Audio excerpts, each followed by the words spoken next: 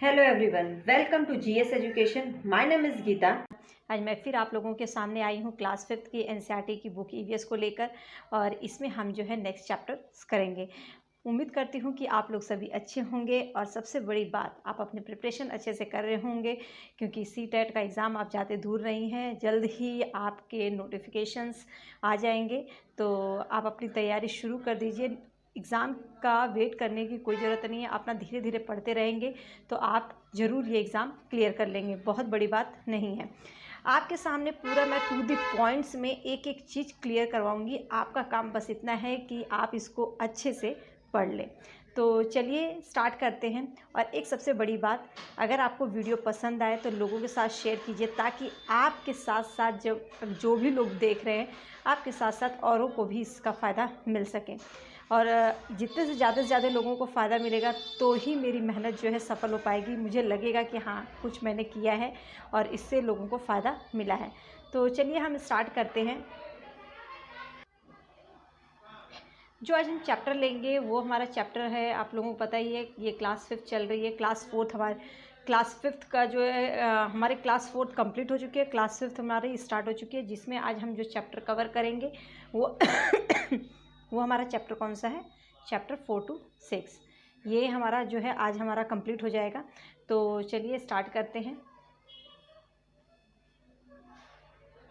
Chapter 4 जो है, इसके अंदर है खाए आम 12 महीने। आपको इस चैप्टर से ही जो है क्लियर हो रहा होगा, खाए आम 12 महीने। इसका मतलब है कि आम को आप जो है अलग अलग चीज़ें बनाकर इसको पूरे ईयर जो है आप जो है खा सकते हैं। आम की बहुत सारी, जैसे कि अचार हुआ, मुरब्बा हुआ, चटनी हुआ, चटनी भी कुछ दिन तक चलती है। तो आम को जो है ऐसी क्या चीज़ें बनाएं जिससे कि आप पूरे टाइम तक जो है खा सकें। इस चैप्टर में जो है हम यही देखेंगे। तो चैप्टर क्वेश्चंस काफ़ी इससे आते हैं, देखते हैं कि क्या क्या क्वेश्चंस बनते हैं। तो सबसे पहले जो है इसके अंदर आप एक चीज़ जान लीजिए कि इसके अंदर जो बताया गया है, एक चिट्टी बाबू चिन्ना बाबू आंध्र प्रदेश के आत्रेयपुरम में रहते थे। मतलब क्वेश्चन आपसे पूछा जा सकता है इस चैप्टर में। बहुत ही मेन कैरेक्टर जो है चिट्टी बाबू और चिन्ना बाबू, ठीक है, चिन्ना बाबू, ये जो है कहाँ के रहने वाले थे? तो याद रखिएगा, ये जो है आपके ये आंध्र प्रदेश में रहने वाले थे, आंध्र प्रदेश के आत्रेयपुरम में। ओके, तो नेक्स्ट जो है, आंध्र प्रदेश में आम पापड़ को क्या कहा जाता है? हर जगह आम पापड़ कहा जाता है, कहीं पर कुछ, लेकिन आंध्र प्रदेश में आम पापड़ का एक नाम दिया जाता है आमड़ी तांड्रा। आमड़ी तांड्रा जो है इसे कहते हैं, ठीक है। अब बात आती है कि आम पापड़ को बनाने में मतलब कितने हफ्ते लगते हैं। तो आपको पता होना चाहिए कि आम पापड़ को बनाने में जो है पूरे पूरे लगभग 1 महीना लग जाता है। हफ्ते की बात की गई है, तो मतलब कि कितने पूरे हफ्ते लगते हैं? 4 हफ्ते। नेक्स्ट क्वेश्चन है, आम पापड़ बनाने में लगने वाला सामान। आपको कई सामान की लिस्ट दे दी जा सकती है, इसमें से पूछा जा सकता है आम पापड़ में कौन सा सामान इसमें से ये जो है इस्तेमाल नहीं हो सकता। तो आपको ये पता होना चाहिए इसके लिए कि सबसे पहले इस्तेमाल क्या क्या होता है। तो देखिए, चटाई, कैजुरीना पेड़ के डंडे, एक कैजुरीना एक पेड़ है, उसके डंडों का इस्तेमाल होता है। नारियल से बनी रस्सी का इस्तेमाल किया जाता है। गुड़ और चीनी को, मतलब कि अगर आम पापड़ बनाएं तो उसमें गुड़ और चीनी ज़रूर मिलाएंगे। बस आम पापड़ आम की ही मिठास से वो मीठा नहीं हो जाता है। और एक बहुत ही मेन चीज़ जो है आम, मतलब इन 5 चीज़ों की ज़रूरत होती है आमड़ी तांड्रा बनाने में। आमड़ी तांड्रा है क्या? आम पापड़ है। आमड़ी तांड्रा का प्रयोग आम पापड़ के लिए किस स्थान पे किया जाता है या किस राज्य में किया जाता है? तो वो है आंध्र प्रदेश में, ठीक है। पुणे से कोलकाता तक ले जाने में कितना समय लगता है? पुणे से कोलकाता तक जाने में जो है समय लगता है वो 2 दिन का समय लगता है। तो आगे बढ़ते हैं। आगे क्या इसमें बताया गया है? सबसे बड़ी बात, शीशियाँ में अचार रखने से पहले उसमें धूप में सुखाया क्यों जाता है? It's very important. कई बार जो है ये क्वेश्चंस पूछा गया है कि शीशियों को क्यों सुखाया जाता है। तो शीशियों को सुखाने का मेन कारण क्या होता है? क्योंकि उसमें नमी ना रह जाए। नमी रहेगी तो वो जो भी चीज़ हम रखेंगे वो जो है ख़राब हो जाता है। चीज़ों को थोड़े दिन कैसे बचा के जो है रखा जा सकता है?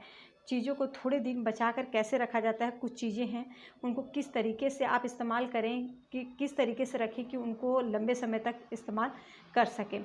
ये आपको ये माइंड में रख के पढ़ना है कि ये क्लास 5th की एनसीईआरटी है, उसमें बच्चों को बताया गया है, लेकिन आप पेपर 1 देंगे तो आपसे इन सब चीज़ों को पूछा जा सकता है।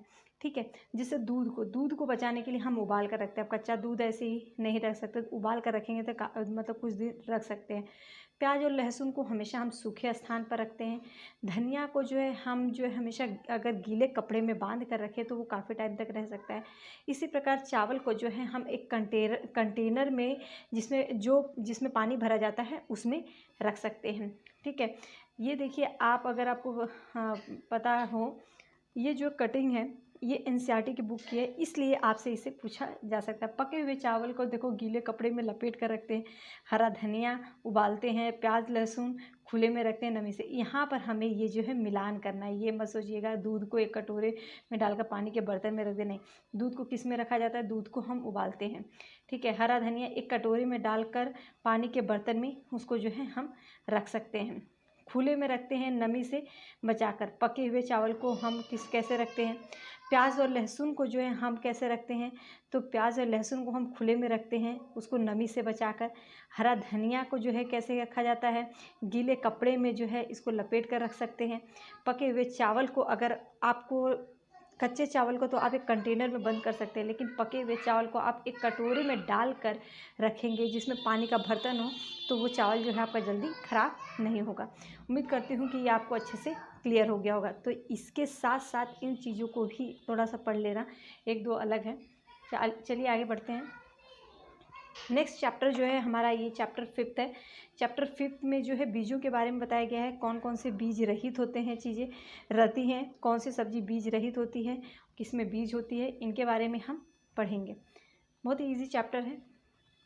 तो इसमें सबसे पहले जान लीजिए कि जो आपका है बीज रहित फलों के नाम आपको पता होना चाहिए। टेस्ट में बहुत सारा ज़रूरी नहीं है कि जो मैंने लिखा है यही दे, ये तो मैंने एनसीईआरटी का लिया हुआ है आपसे, लेकिन ये जनरल में पूछ सकता है कि बीज रहित फलों के नाम, मतलब कि किसमें जो है बीज नहीं होते हैं, तो ये आपको पता होना चाहिए। जैसे कि अंगूर में बीज नहीं होता, केला, पाइनएप्पल जिसमें बीज नहीं रहते हैं। जिस भी सब्जी में बीज मिलता है वह फल अगर सब्जी में बीज मिलती है, अगर कोई सब्जी है जिसमें बीज मिलता है तो वो सब्जी नहीं होती, याद रखना, वो फल है। ठीक है। तो आपको एक पूछा जा सकता है कि अगर मान लो कोई सब्जी का मैं नाम लेती हूँ, कद्दू फल है या सब्जी, तो याद रखिएगा कद्दू में बीज होता है, तो वो हमारा क्या हुआ, हमारा वो क्या है, तो अगर सब्जी में बीज मिलता है तो वह फल होता है, ना कि सब्जी। तो कद्दू क्या है, एक प्रकार का फल है। टमाटर क्या है, एक प्रकार का फल है। तो ये सब चीज़ें आपको छोटी छोटी चीज़ें जो है माइंड में रखने की ज़रूरत है। ठीक है। जैसे लेडी फिंगर क्या है, उसमें बीज मिलता है, ये हमारा क्या है, फल है। लेडी फिंगर को फल बोला जाएगा। आम सबसे बड़े बीज का नाम क्या होता है, आम। अब इसी प्रकार सबसे छोटे बीज का नाम क्या है, तो याद रखिएगा क्यूमी, जीरा। क्या नाम है, जीरा, सबसे छोटे बीज का नाम। ठीक है। आगे बढ़ते हैं। आगे जो है कौन सी चीज़, मतलब कौन सी सब्जी या फल कहाँ से आया है, ये बहुत ही इम्पॉर्टेंट है, इसे बहुत बार क्वेश्चंस आए भी हैं। तो आपको पता होना चाहिए जो मटर है और पत्ता गोभी है वो कहाँ से आया है, यूरोप से। टमाटर और आलू मिर्ची ये कहाँ से आया है, ये दक्षिण अफ्रीका से। भिंडी और कॉफ़ी इसी प्रकार अफ्रीका से आया है। सॉरी, टमाटर आलू मिर्ची जो है दक्षिण अमेरिका से आया है, दक्षिणी अमेरिका से। पालक हुआ, मूली हुआ, बैगन, संतरा, आम, ये जो है हमारे भारत का ही है। तो उम्मीद करती हूँ कि ये सब क्लियर हो गए होंगे आपको। आपके सामने टू द पॉइंट्स में नोट्स का इसका ज़रूर फ़ायदा उठाइएगा, बाकी आपकी मर्ज़ी, हम तो अपना काम कर देंगे बस। ठीक है। इस चैप्टर में बहुत ही एक इम्पॉर्टेंट चीज़ बताई गई है, शिकारी पौधा, जिसे हम कीटभक्षी पौधा भी कहते हैं, इंग्लिश में इसे पिक्चर प्लांट कहते हैं। ठीक है। तो कुछ पौधे ऐसे भी होते हैं जो चूहा, मेंढक, कीड़े मकोड़े और छोटे जीवों का शिकार करते हैं, उसे क्या कहते हैं, निफेंथस, मतलब वो क्या होता है, शिकारी पौधा। ठीक है। फेमस निपेंथस ये पाया कहाँ जाता है, यह ऑस्ट्रेलिया में जो निपेंथिस है ये कहाँ पे, ऑस्ट्रेलिया में। ये पूछा जा सकता है क्वेश्चन। इंडोनेशिया और भारत के किस राज्य में पाया जाता है, तो भारत के मेघालय राज्य में पाया जाता है। ठीक है, इसके बारे में हम कुछ चीज़ें और जान लेते हैं। देखिए थोड़ा सा इसको देख लीजिए, ये आपके एनसीईआरटी का ही है। शिकारी पौधा, कुछ ऐसे पौधे भी होते हैं जो चूहों को, मेंढक, कीड़े मकोड़े और छोटे जीवों का शिकार करते हैं। तो आपसे इस तरीके से क्वेश्चन बनता है कि वो कौन सा पौधा है जो चूहा, मेंढक, कीड़े मकोड़े और छोटे जीवों का शिकार करते हैं, तो उसको हम क्या कहते हैं, उनको शिकारी पौधा मतलब कि निपेंथिस कहा जाता है। सबसे ज़्यादा जो मशहूर निपेंथिस है ये कहाँ पर, ऑस्ट्रेलिया में, इंडोनेशिया में। लेकिन निपेंथिस जो है भारत राज्य में कहाँ पर पाया जाता है, तो याद रखिएगा भारत में जो है ये मेघालय राज्य में पाया जाता है। इसका आकार जो होता है लंबे घड़े जैसा होता है। ये अगर ये याद रखेंगे, पिक्चर बहुत ही अच्छा होता है याद, लंबे समय तक याद रखने का। ये जो है हमारा घटकर्णी पौधा है, निपेंथिस बोल लो, शिकारी पौधा बोल लो। तो ये भारत में कहाँ पर पाया जाता है, तो ये भारत के मेघालय राज्य में पाया जाता है। जिसके ऊपर पत्ती का, ये देख सकते हैं, एक ढक्कन लगा होता है। घड़े से खास इसमें खुशबू निकलती है, जिसकी वजह से इसमें जो है कीड़े जो हैं खींचे चले जाते हैं। मतलब ये जो है यहाँ से एक अच्छी सी स्मेल निकलती है, जो पौधों को, जो कीड़े मकोड़ों को जो है अपने साइड जो है अट्रैक्ट करती है। तो इसकी वजह से वो उसमें खींचे चले जाते हैं, और पौधे के ऊपर जैसे ही पहुंचते हैं कीड़े के अंदर फंस जाते हैं। वो पौधा है, मतलब ये घड़ा जैसा, इसमें फंस जाते हैं और बाहर नहीं निकल पाते। आप इस पिक्चर में इसको इस तरीके से देख सकते हैं। ठीक है, आगे चलते हैं। आगे क्या बताया गया है इसके अंदर, तो एक चीज़ याद रखिएगा कि, एक मिनट, हाँ, आकार इनका कैसे, लंबे घड़े जैसा होता है। निपेंथिस, ठीक है, निपेंथिस का आकार कैसा होता है, भारत के बाहर कहाँ पाए जाते हैं वो भी पता होना चाहिए। ऑस्ट्रेलिया और इंडोनेशिया में, भारत में मेघालय राज्य में, बहुत ही इंपॉर्टेंट है, मैं बार बार बोल रही हूँ। ठीक है, इनका आकार कैसा होता है, घड़े जैसा होता है। ऊपर पत्ती का ढक्कन होता है। घड़े से खास खुशबू निकलती है, जिसे कीड़े मकोड़े इसमें खींचे चले जाते हैं।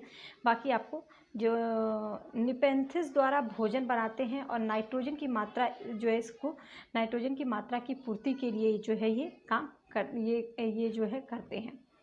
ठीक है, आगे बढ़ते हैं।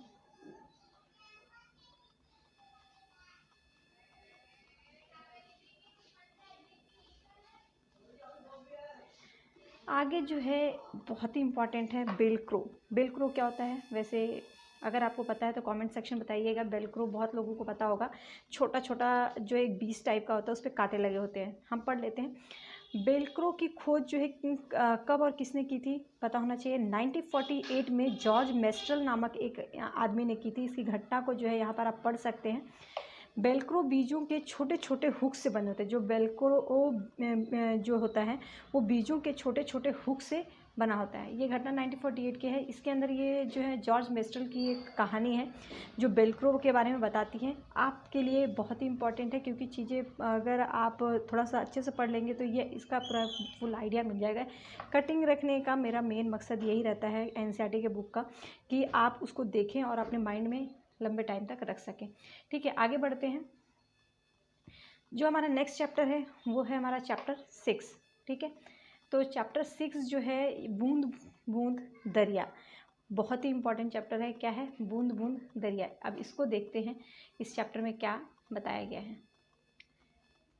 तो चैप्टर 6 में जो है घड़सी सीसर के बारे में बताया गया है। घड़सी एक राजा का नाम था। घड़सी सीसर यहाँ पे लिखा हुआ है। घड़सी एक राजा का नाम था। ठीक है, 650 साल पुराना एक तालाब, 1 मिनट, 650 साल जो है एक पुराना तालाब था। घड़सी सीसर जो है ये एक तालाब मतलब के बारे में इसका इस चैप्टर में बताया गया है कि 650 साल पुराना जो है एक तालाब का नाम था। जैसलमेर के जो राजा थे घड़सी ने लोगों के साथ मिलकर जो है इसको जो है बनाया था। इसको कहा जाता है कि ये 9 तालाबों का समूह था। ये एक एक पॉइंट इम्पॉर्टेंट है, क्योंकि आपसे जो है जो क्वेश्चन है आजकल जो है वैसे पूछे जा रहे हैं, क्या फैक्ट्स देकर उसमें से पूछ सकते हैं कि कौन सा इसमें से सही नहीं है। तो आपको पता होना चाहिए घड़सी सीसर जो है एक तालाब का नाम था। इसका नाम इसलिए ये था क्योंकि वो घड़सी सीसर में जो एक राजा थे उनका नाम घड़सी था, उन्होंने जो है इस तालाब का निर्माण करवाया था और ये 9 तालाबों का समूह था।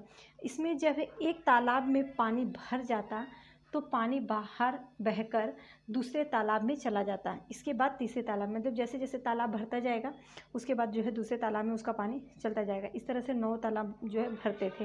तो घड़सी सीसर जो है 9 तालाबों का समूह था।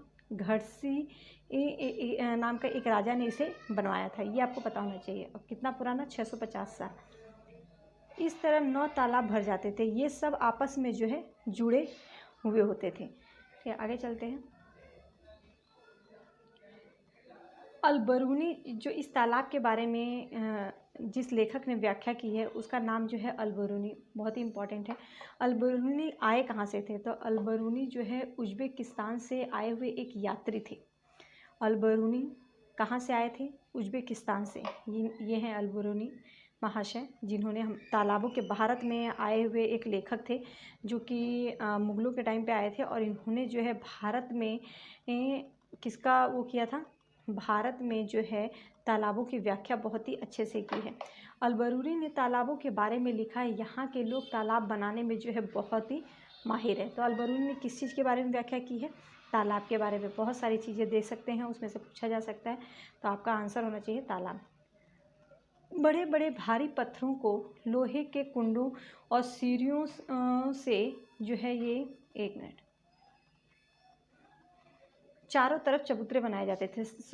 बड़े बड़े भारी पत्थरों को लोहे के कुंडों को मिलाकर जो है और उनमें सरिया लगा के जो है चारों तरफ जो है ये चबूतरे बनाए जाते थे। अलबरूनी की किताब जो है ये कहाँ से बताया? अलबरूनी की किताब एक थी डाक टिकट। अलबरूनी की कौन सी किताब उन्होंने लिखी थी? डाक टिकट, जिसको कब प्रकाशित की गई थी, कब छपी थी? 1973 में। तो 100 साल पुराने पानी का स्रोत क्या था, ये पूछा जा सकता है। तो 100 साल पहले, मतलब पहले जो है पानी के स्रोत कौन कौन से होते थे? तो वो बावड़ी, तालाब, नौला, धारा, ये जो है पानी के स्रोत होते थे। उत्तराखंड में तो बारिश से तालाब या झील भरने की खुशी को त्यौहार के रूप में मनाया जाता है। किस राज्य में बारिश होने पर या जो तालाब भरने पर जो है उसे खुशी के रूप में मनाया जाता है? यहाँ तक कि जब विवाह करके स्त्रियाँ पहली बार आती हैं तो अपने जो कुआं है या मशीन है उसकी पूजा करती है। किस राज्य में? तो वो है हमारा कौन सा? उत्तराखंड। ठीक है, उत्तराखंड में। उत्तराखंड में जो है बारिश से तालाब या झील भर जाते थे तो उसकी जो है खुशी से उसको त्यौहार के रूप में सेलिब्रेट करते थे। कहाँ पर? उत्तराखंड में, याद रखिएगा। पहले पानी के स्रोत बावड़ी, तालाब, नौला, धारा, ये जो है पानी के स्रोत थे। आगे बढ़ते हैं, आगे देखते हैं और क्या बताया गया है। तो बहुत ही इम्पोर्टेंट चीज़ है ये। कुएं सूखने के कारण क्या है? आजकल कुएं बहुत कम देखने को मिलता है, तो इसका सबसे बड़ा कारण क्या है? तो सबसे बड़ी चीज़ जो है ये भी बहुत ही इम्पोर्टेंट है, याद रखिएगा। मोटर द्वारा ज़मीन से पानी का निकालना। आजकल हर जगह जो है क्या लगा हुआ है? लोगों ने अपने घरों में जो है नल लगवा लिए हैं, तो समरसीवर लग गया है, तो मोटर के द्वारा जो है पानी को ऊपर निकाल दिया जाता है। तो इसके कारण जो है मोटर के द्वारा पानी से निकालना, ये भी कुआं सूखने का कारण है। तालाब, झील जो है धीरे धीरे जो है उसको पट करके लोग अपना घर बनाते जा रहे हैं, समाप्त होते जा रहे हैं। ज़मीन को सीमेंट से पक्का करवाना, जो ज़मीन है वो जो है सीमेंटेड हो जा रही है, ये भी कारण है कुआं सूखने का। ठीक है, उम्मीद करती हूँ कि ये पूरे चैप्टर्स जो है आपको अच्छे से क्लियर हो गए होंगे और अपने नोट्स आप प्रिपेयर कीजिए, यहाँ से आपको बहुत ही ईजिली मिल जाएंगे। अगर पसंद आए तो लोगों के साथ शेयर कीजिए ताकि औरों को भी इसका फ़ायदा मिल सके।